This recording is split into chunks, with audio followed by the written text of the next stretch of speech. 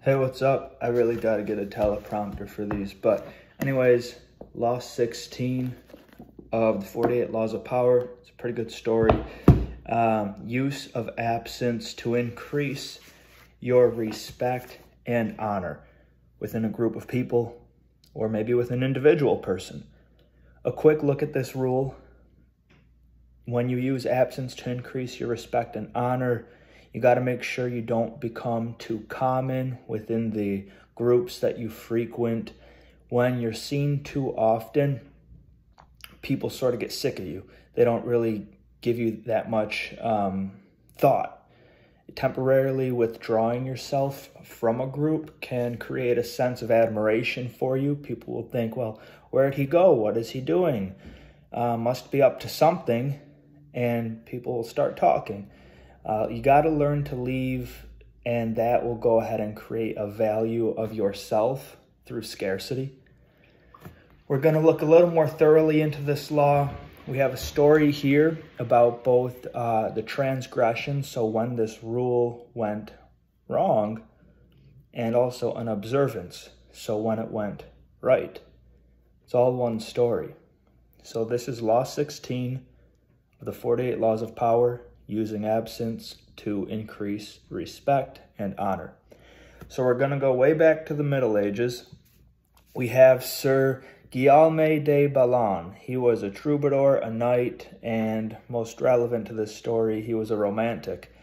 His friend Pierre shared how love strengthens after a quarrel's reconciliation. So you get in an argument, you apologize, it's supposed to strengthen love. Anyways, Sir Guillaume didn't know what this was like. He had to experience it. He wanted to feel that sense of sorrow followed by a very strong joy. And, you know, he was a troubadour, so he was actually staying at a castle, the castle of Javiac, and he decided to test Pierre's sentiment of reconciliation. He became very close with the castle's Madame Guillaume de Javiac, and it seemed like they hit a peak in their relationship. They were sharing stories, playing chess, enjoying life together. And at this point, Sir Guillaume, he stopped sending love letters, and he left the castle.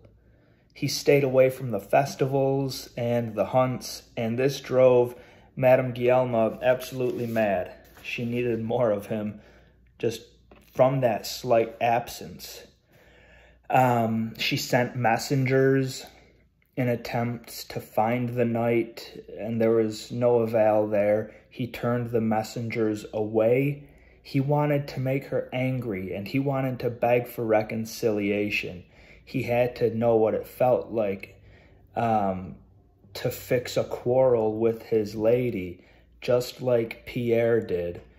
His initial goal, it was vanquished because the madam, she fell into a deeper state of love. She started pursuing him, and this was unheard of. Sir Guillaume, he felt as though she lost her dignity. And now he was unsure of both his plan and his lady. He spent months in withdrawal until she stopped sending messengers. It was at that point he knew that, okay, it's time for me to reconcile. She isn't interested in me anymore, or she stopped pursuing me. Let's fix this. Let me feel that joy of reconciliation. So they met. And when they met, it wasn't him begging for the reconciliation. It was her. She thought she did something wrong, like she was at fault. Meanwhile, this was his whole plan.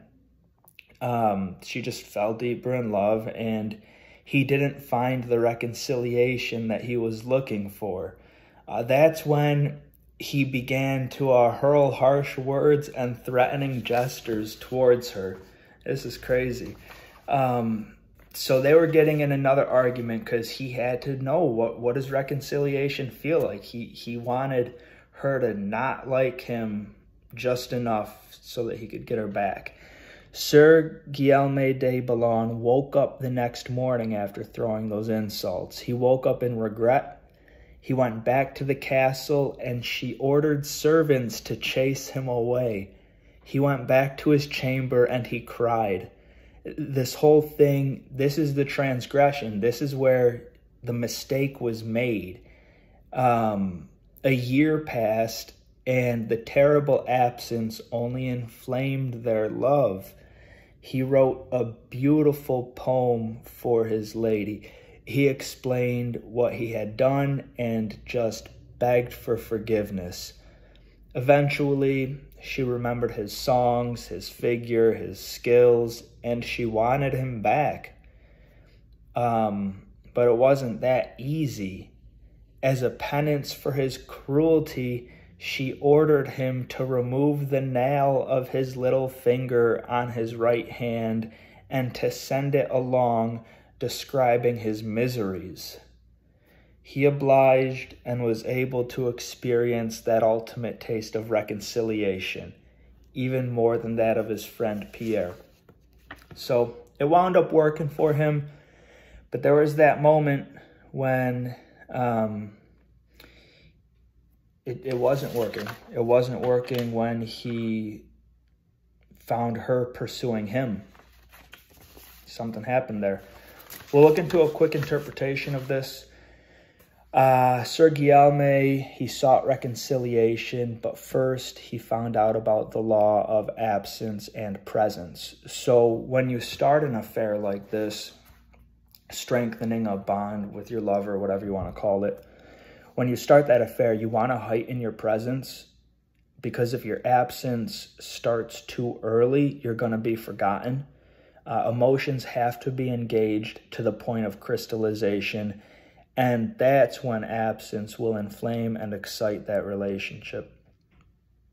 And doing that, even for no reason, is better. It sparks their imagination. It makes them think, well, why aren't they talking to me? They're going to assume that your absence is their fault, and that'll drive them just absolutely mad for you. In Madame Guillaume's case, her pursuit made her too accessible to Sir Guillaume. As she stopped her pursuit, he began his. People believe scarcity deserves respect and honor. In the Middle Ages, if a man would not create this absence himself, then the woman would be forced to send him away. Your heightened presence, all in all, your heightened presence followed by a drawn absence, that'll increase honor and respect for you. So it's a quick story from the Middle Ages. That's Law 16. Use absence to increase your respect and honor. We went through an interpretation. We have another observation coming up, and then we'll look at the keys to power.